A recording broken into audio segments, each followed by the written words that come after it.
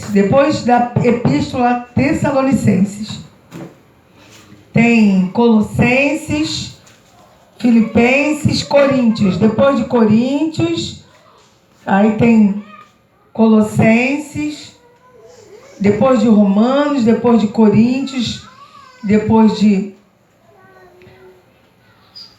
Tessalonicenses.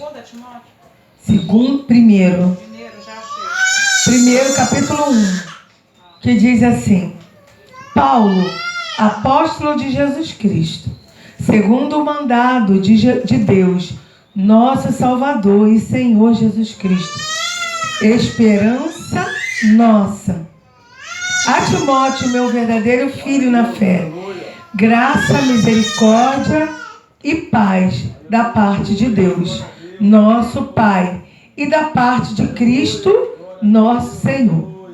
Como te roguei quando parti para a Macedônia, que ficasses em Éfeso, para advertires a algum que não ensine outra doutrina.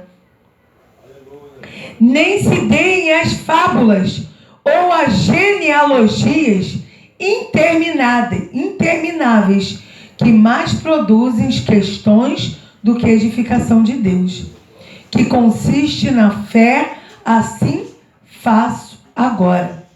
Vou ler o último versículo que diz assim: ora, o fim do mandamento é a caridade, de um coração puro, de uma boa consciência e de uma fé não fingida. Vou ler o 6. Do que desviando-se alguns, se entregaram a vãs contendas, querendo ser mestres da lei e não entendendo nem o que dizem, nem o que afirmam. Podeis sentar em nome de Jesus. Senhor, venha falar conosco nesta palavra. Que o Senhor venha trazer luz, Senhor, entendimento para cada um de nós.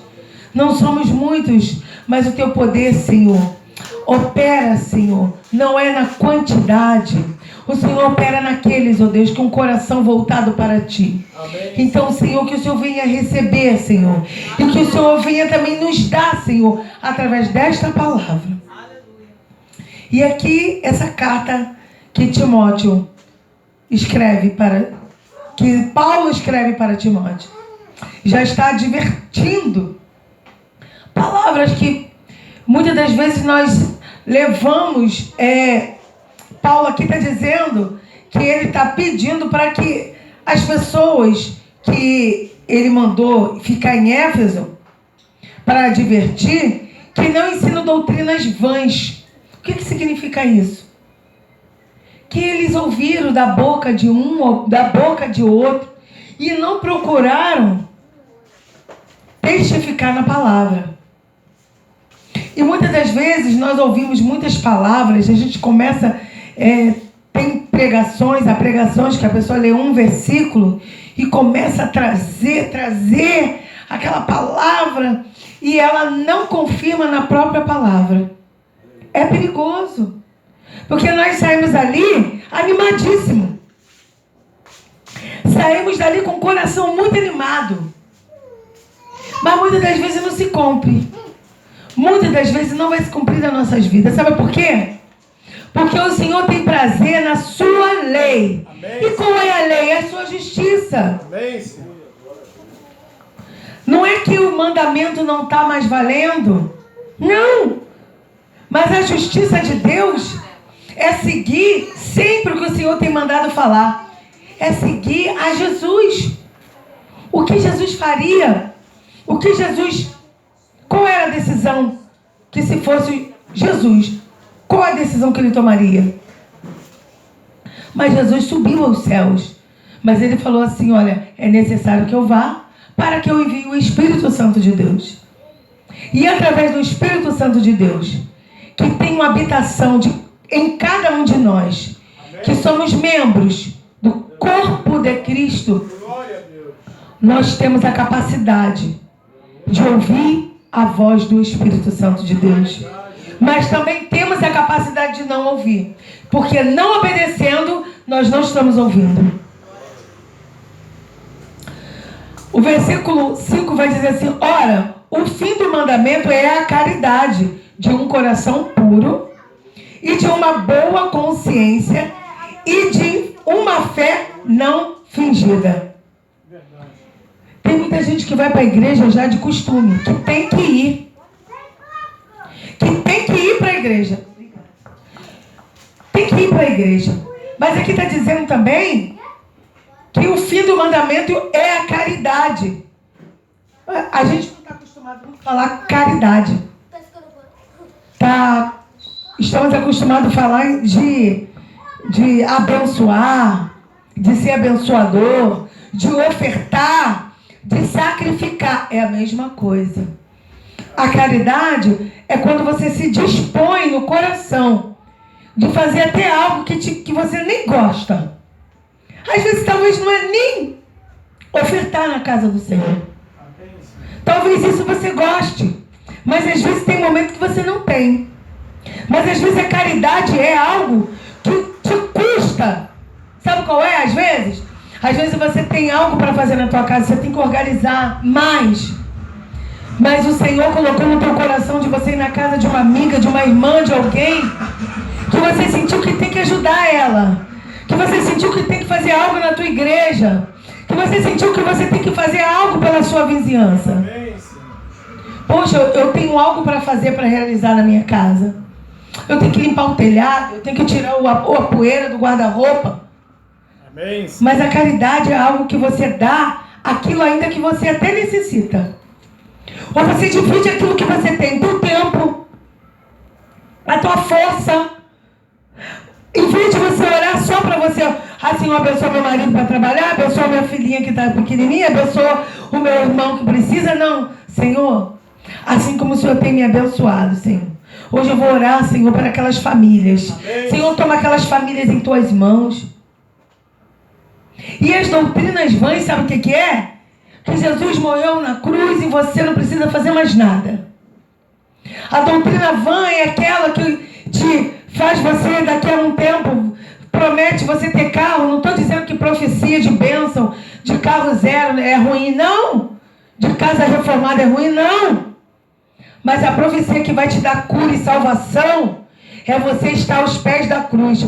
Aquele, Jesus fala em Lucas, capítulo 14, a partir do versículo, acredito que 20, vai dizer que aquele que quer vir após mim, negue-se a si mesmo. Não está dizendo exatamente nesse versículo, mas ali vai dizer. Amém, sim. Jesus estava chamando os discípulos. Ele estava convidando discípulos. Como que é a chamada? Como que nós devemos negar a nós mesmos? O que Jesus estava dizendo? Ele estava ensinando a ser discípulo, ensinando a ser um servo, ensinando a ser um filho de Deus. Ser discípulo. Quem quer vir após mim, negue seus princípios. Jesus. Negue-se a si mesmo. Amém. Quem ama, tem Mateus também fala, quem ama. Mateus, eu acredito que é no versículo 6, capítulo 6.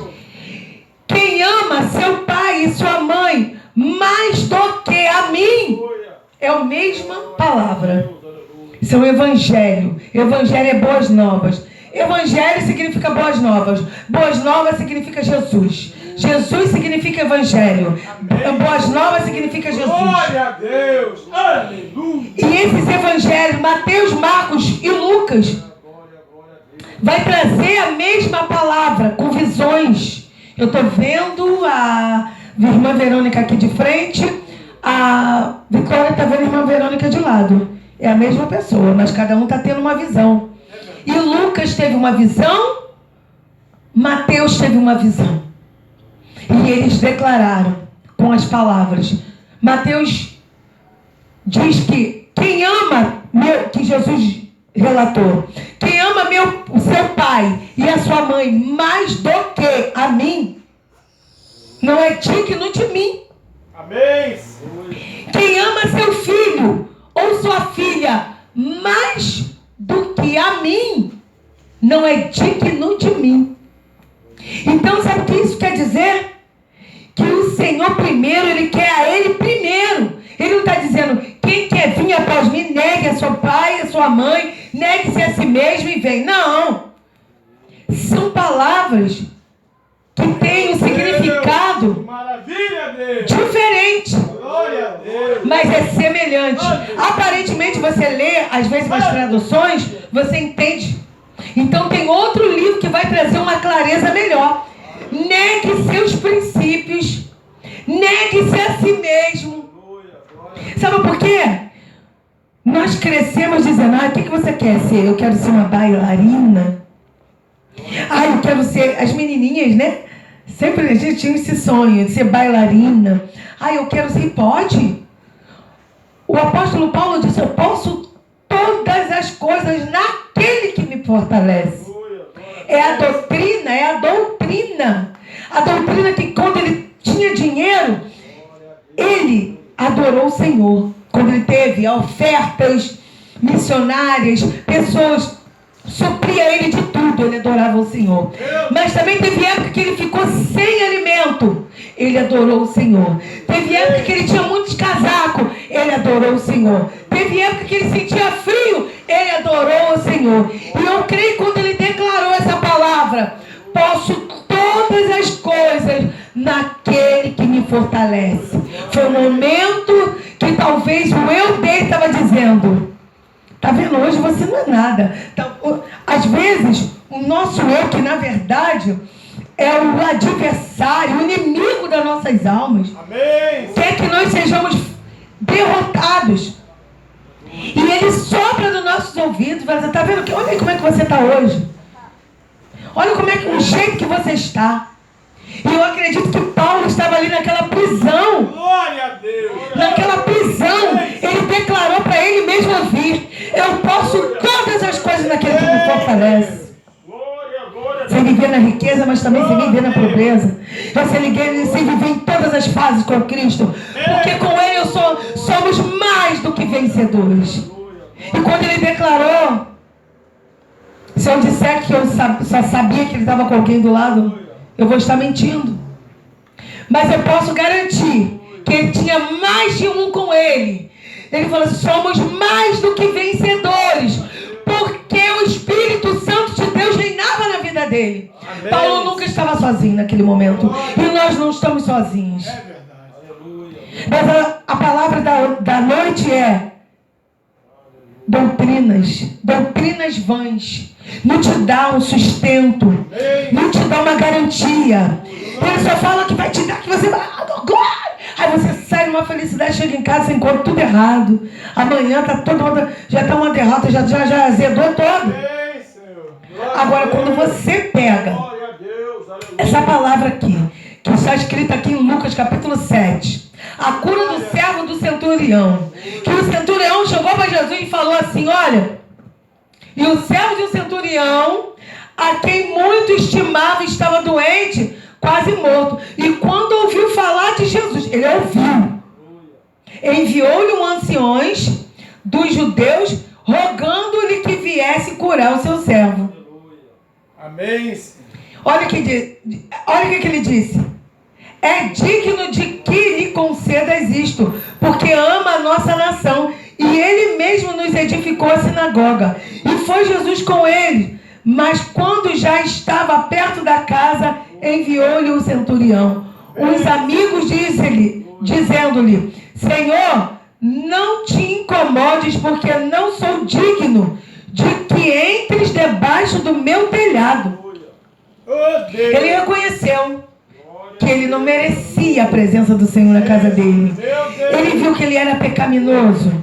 E ele via aquele homem, as pisadas onde Jesus percorria, o que o santo de Israel fazia. E por isso, nem ainda me julguei digno de ir ter contigo. Dize, porém, uma palavra, e o meu criado sarará. Olha só, muitas das vezes nós queremos um profeta que tem uma voz forte. Ele vai fazer. Tem que ser uma pessoa que pula, que roda.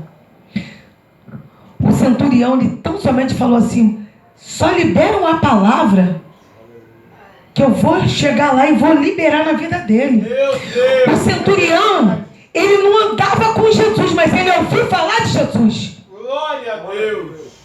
O centurião, ele não falou assim, ó, manda uns desses discípulos aí, ó, tipo, que tem mais autoridade, e manda, porque ele está morto, então ele está muito doente. Qualquer um não vai adiantar, não. Eu sou um centurião. Então, quer dizer, eu sou chefe de mais de 100 soldados. Então você manda um dos grandes. Não! Manda uma palavra, eu não sou digno. Oh, Deus. Libera uma palavra. Amém. Que ele sarará. Quer dizer, ele mesmo já liberou a palavra. Na presença de Deus, na presença de Jesus, ele já declarou a palavra de cura. Amém. Glória a Deus. Coisa linda. Olha o que Jesus disse. Digo-vos que nem ainda em Israel tenho achado tanta fé. Amém, Senhor. Glória. Nós não devemos seguir doutrinas. Doutrina que ele estava levando para aquela igreja, que Paulo mandou ficar em Éfeso, não é doutrina do homem, mas nós devemos sempre estar doutrinados pela palavra de Deus. A palavra de Deus é a palavra que traz cura, é a palavra que traz libertação, é a palavra que traz redenção, é a palavra que dá alegria. Olha, o versículo 2 de 1 Timóteo, que é a epístola, fala assim, ó, a Timóteo, meu verdadeiro filho na fé. Timóteo tinha fé em Cristo, através de quem? Através de Paulo, que dava o exemplo de homem de Deus. Graças, misericórdia e paz da parte de Deus, nosso Pai, e da parte de Cristo Jesus, nosso Senhor. Então, Paulo sempre levava Cristo na frente. Ele teve uma hora que ele falou, sejais meus imitadores. Mas em seguida ele falou assim, assim como eu sou de Cristo. Oh, glória a Deus. Amém. Ele não falou assim, ó, sejais meus imitadores, porque eu subo o monte, porque eu jejuo, porque eu só vivo com a Bíblia. Não! Ele quis dizer que ele estava sendo curado, que ele estava sendo chamado, porque ele estava colado com Cristo. Na doutrina de Cristo. Ele tinha se esvaziado dele. Ele tinha aprendido coisas, muitas coisas, biblicamente, na Bíblia. Só que ele estava seguindo o rudimento. É uma palavra pesada, né? Rudimento sabe o que significa? O fundamento. Ele estava seguindo o alicerce da palavra. É muito bom. Porém, ele esqueceu que quando a cruz, Jesus foi para a cruz, o véu se rasgou. Aquilo que tinha dificuldade da gente ver, foi feito isso, ó. Opa! Caiu. O templo até caiu. Olha, que interessante. Não, pode ficar tranquilo. Eu tô segurando. O véu se rasgou no meio. Então, tudo que só o sacerdote podia ver, tudo que só os santos dos santos ficava guardado lá atrás, teria que fazer sacrifícios diários, constantes, foi rasgado. E Jesus falou assim, ó, é necessário que eu morra e ressuscite e vá, para que eu envie o Consolador. E esse Consolador, ele habita em Mateus capítulo 6, capítulo 16, versículo 18, vai dizer uma palavra, deixa eu ver, aqui, já achei, que diz assim, glória a Jesus, louvado seja o nome do Senhor. Diz assim, pois também eu te digo que tu és Pedro, e sobre esta pedra edificarei a minha igreja, e as portas do inferno não prevalecerão contra ela. E eu te darei as chaves do reino dos céus. E tu, o que ligares na terra, será ligado nos céus. E tudo o que desligares na terra, será desligado nos céus. Aquele que tem a chave da morte, do inferno, ele nos deu autoridade para repreender, para ter autoridade, para glorificar o nome do Senhor. E as portas serem abertas. E as portas do inferno não têm poder nem sobre a tua vida, nem sua família, nem a sua casa. Glória a Deus, aleluia. Glória a Jesus, louvado seja o nome do Senhor. Mas é pela palavra. E isso aqui ele estava declarando para Pedro. E o nome de Pedro também significa pedra. Mas a pedra que ele está dizendo é essa rocha. É essa rocha que é Cristo, que está dentro de nós. E olha, as portas do inferno, ela não significa que nós iremos invadir coisas que o Espírito Santo de Deus ainda não nos ordenou. Mas é algo que nós não devemos temer. Porque é pela palavra que nós tomamos posse da nossa vitória, da nossa autoridade. É pela palavra. E aqui em Mateus capítulo 17, versículo 20, fala assim, Jesus fala assim: e Jesus lhes disse, por causa de vossa pouca fé, porque em verdade vos digo que, se tiverdes fé como um grão de mostarda, direis a este monte, passa daqui para colar, e há de passar, e nada vos será impossível. Mas esta casta de demônio não se expulsa, senão pela oração e pelo jejum. Tem coisa em nossas vidas que nós procuramos, achamos que, no nome de Jesus, ele falou que no nome dele expulsaremos, é assim.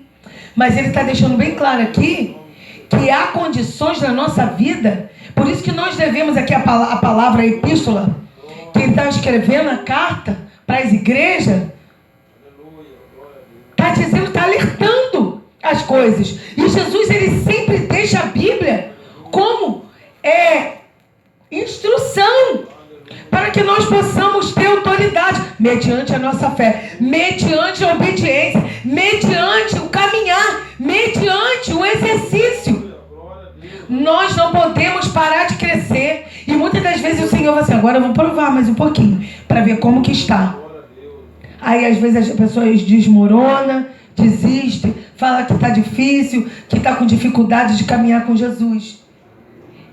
Mas o Senhor, ele está sempre provando. Sabe para quê?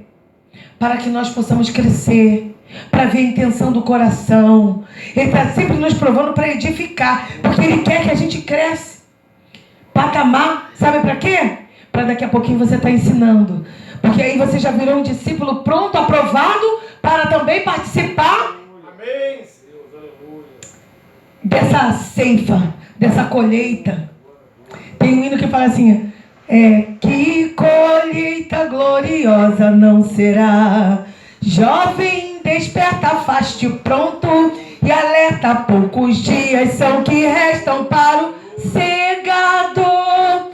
Olha que a seara bem madura está, que colheita gloriosa não será. Jovem, desperta, faz-te pronto e alerta, poucos dias são que restam para o segador. Nós somos ceifadores, nós somos lutadores, nós somos soldados. Nunca seremos só ovelhinhas indefesas. Nós somos semente que precisa de água, que é o Espírito Santo de Deus, e precisamos de crescimento, como aquela figueira que foi falada através da nossa irmã. Se essa figueira não der fruto, o Senhor, ele corta e lança. Meu Deus! Nós temos que crescer. O Senhor, Jesus Cristo, o Espírito Santo é a água. A terra é a nossa igreja. E o anjo da igreja e a cabeça da igreja é Cristo. E se nós obedecermos a Ele, nós vamos dar fruto, nós vamos prosperar, seja na vida material, seja na vida espiritual. E as pessoas em volta de você vai pedir. Eu fui ontem no mercado, saí do mercado 11 horas da noite. Depois que eu vim do monte, cheguei aqui, tomei um banho, fiquei ali com sono, deitado. Eu falei, Senhor, eu tenho que batalhar. E fui. Saí de lá, cheguei aqui 11 horas da noite. Muito peso, uns 40, quase 50 quilos. Sabe? E assim, a nossa vida é sempre uma guerra. Nós somos um soldado. E quanto mais a gente vai dizer, Senhor, vai comigo. Ser comigo. Mas o que eu quero falar é o seguinte. Quando eu cheguei lá, eu cansada, meio descabelada, mas limpinha. Quando eu cheguei lá, já para terminar, assim que eu acabei de botar minhas bolsas, veio uma funcionária, olhou para mim rindo, né? E ele falou assim, irmã, ora por mim.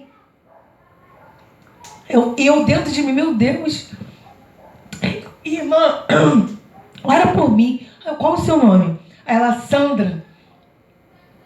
Aí ela estava com medo do chefe dela. Mas sabe o que eu pude perceber? Eu falei um pouco de Deus. Ela é evangélica. O marido dela estava na festa da igreja. 3 dias de festa, ela não podia ir.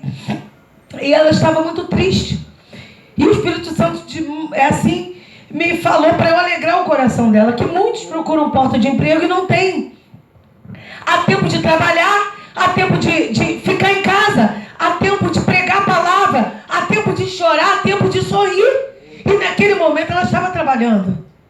Ela tinha que ficar ali naquele momento. E ali ela sorriu e foi embora. Mas eu entendi. Grande é a nossa responsabilidade.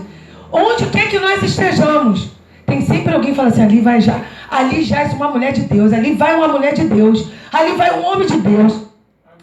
E está sempre pedindo socorro. Por quê? Está vendo eu com cabelão, com um vestido? Não estava. Eu estava com uma lega, um vestido, né, uma bata. Mas é o brilho do Espírito Santo de Deus. O Senhor vai na frente.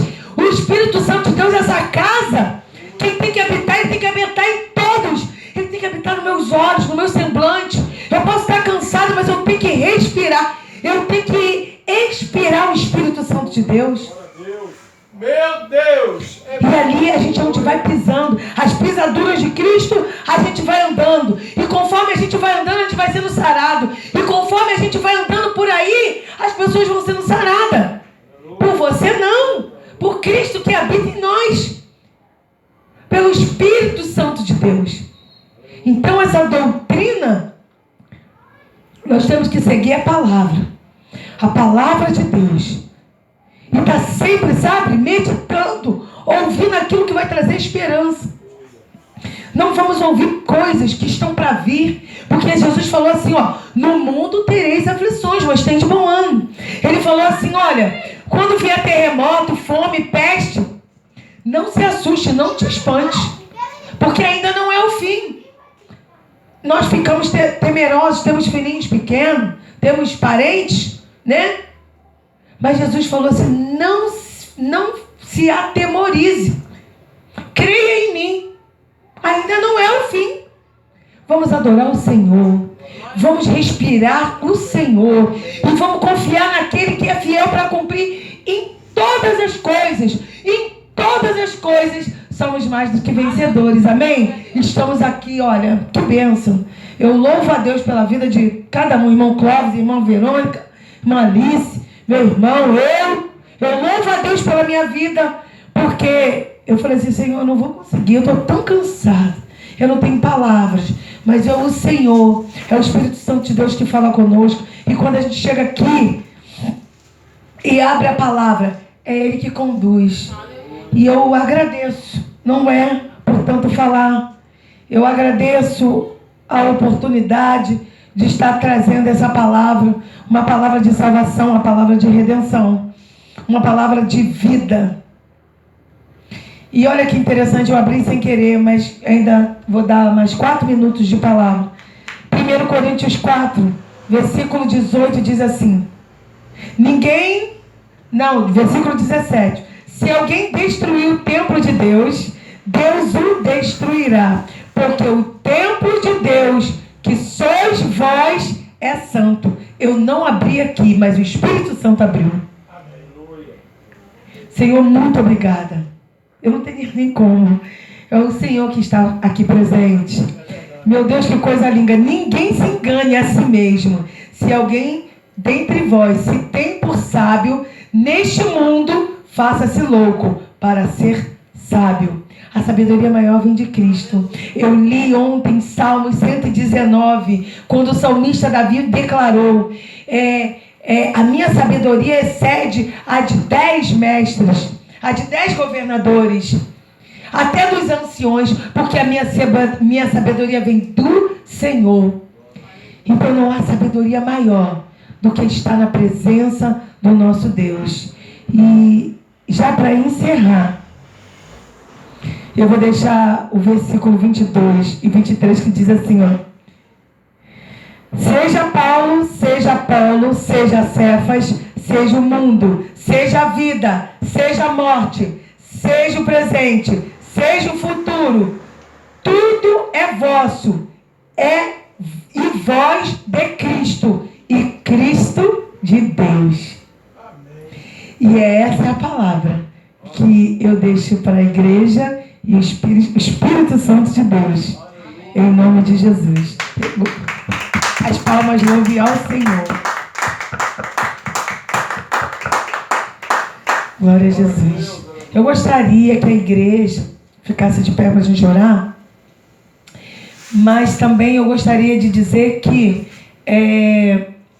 quinta-feira continuará o culto, mas eu gostaria de uma ajuda dos irmãos, que os irmãos me ajudassem a trazer outras pessoas, mas também tem visita nos lares, tá? Quem quiser visita nos lares,